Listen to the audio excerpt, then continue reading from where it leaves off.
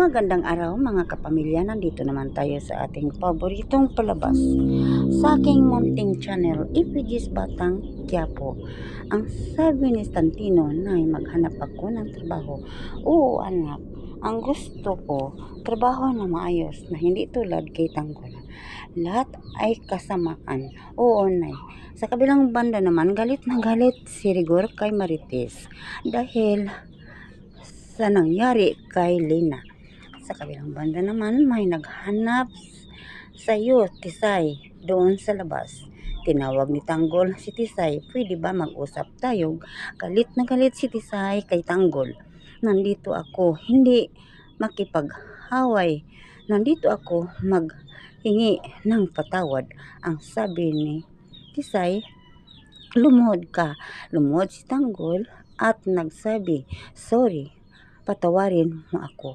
Hoy, ikaw ang may atraso sa akin, ang sabi ni Tisay. Wala pa akong pira.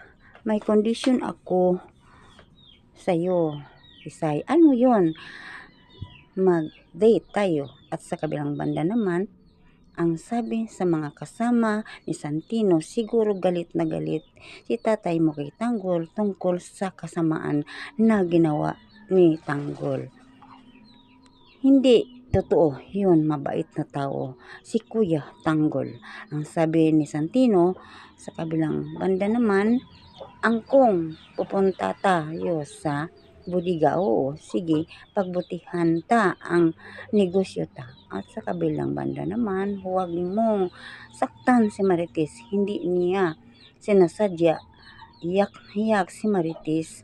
Sinisisi niya ang kanyang sarili na sa nangyari kay Lina.